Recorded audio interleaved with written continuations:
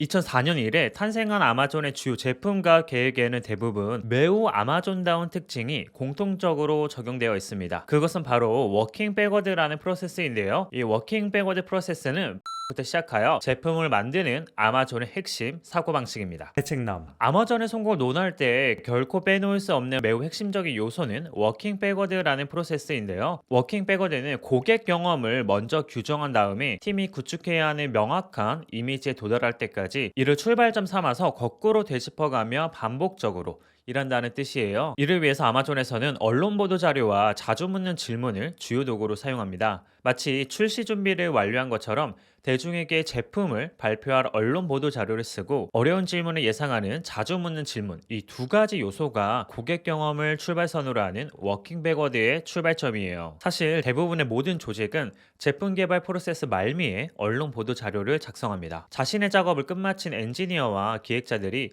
마치 던져버리듯 마케터와 영업자에게 후속 작업을 떠넘기는 식인데요. 그제서야 마케터와 영업자는 이미 제품 개발이 다 끝나 상품을 바라보며 고객 관점이 됩니다. 답이 정해진 기능과 환상적인 장점을 나열하며 입소문을 내고 사람들의 주목을 끌며 소비자들이 벌떡 일어나 지갑을 열도록 스토리를 쥐어짜야 하는데요. 이런 표준화된 프로세스를 워킹 포워드라고 부릅니다. 리더가 회사에 좋은 제품이나 서비스를 제시하고 그것을 출발점으로 삼아 예전에는 충족시키지 못했던 고객의 니즈를 만족시키려 애쓰는 과정인데요. 하지만 이런 워킹 포워드는 예상치 못한 결과로 이어질 수 있습니다. 특히 제프 베조스는 그렇게 믿었는데요. 제프 베조스는 자신의 주장을 증명하기 위해 소니를 모델로 가상의 사례를 만들었습니다. 전자제품을 생산하는 소니가 새로운 텔레비전을 선보이기로 했다고 해봅시다. 영업팀과 마케팅팀에서 고객의 선호와 시장 트렌드를 조사했더니 그 결과 1999달러 가격에 44인치 텔레비전을 출시해야 한다고 결론 지었다고 볼게요. 하지만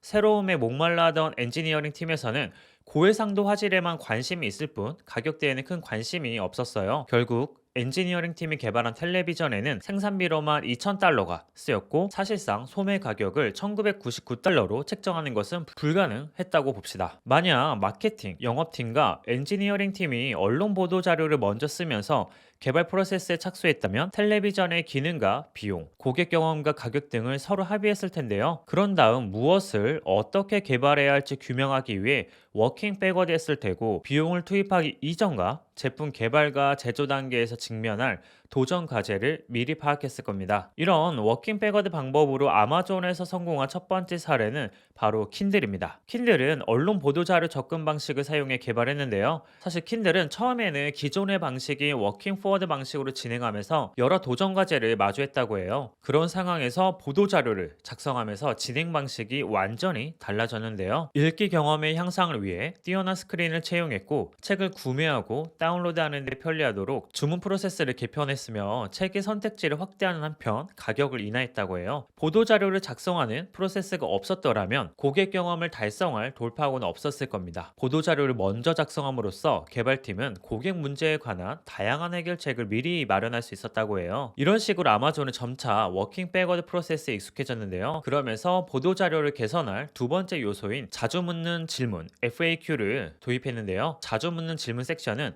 외부 질문과 내부 질문을 모두 포함하는데 외부적인 부분은 언론사나 고객에게 받을 법한 질문입니다. 예를 들면 이런 식으로요. 새로운 아마존 에코는 어디서 구입하나요? 알렉사를 어떻게 작동시키나요? 통신사와 계약되지 않은 고객도 책을 다운로드할 수 있나요? 다시 말해 자주 묻는 질문 섹션은 작성자가 고객 관점으로 계획의 상세 내용을 공유하면서 동시에 회사 내부의 운영과 기술, 제품, 마케팅, 법무, 비즈니스 개발, 재무 등에서 직면할 다양한 리스크와 도전 과제에 대응하는 것이에요. 이런 워킹 백워드 프로세스의 주된 목적은 구성원의 시각을 내부적 관점에서 고객 관점으로 전환하는 것이에요. 고객은 끊임없이 수많은 신제품에 노출됩니다. 그렇다면 이 신제품이 고객이 직접 행동을 취해서 구매할 정도로 설득력을 갖췄는지, 그렇다면 그 이유는 무엇인지를 아는 게 굉장히 중요할 텐데요. 보도자료가 기존 제품들보다 더 의미 있는 기술이나 단기적으로 개선된 고객 경험을 묘사하지 못한다면 그런 제품은 개발할 가치가 없습니다. 보도자료는 그걸 읽는 독자들에게 고객 경험을 강조하고 알려줍니다. 여기에 자주 묻는 질문은 회사가 제품을 개발하거나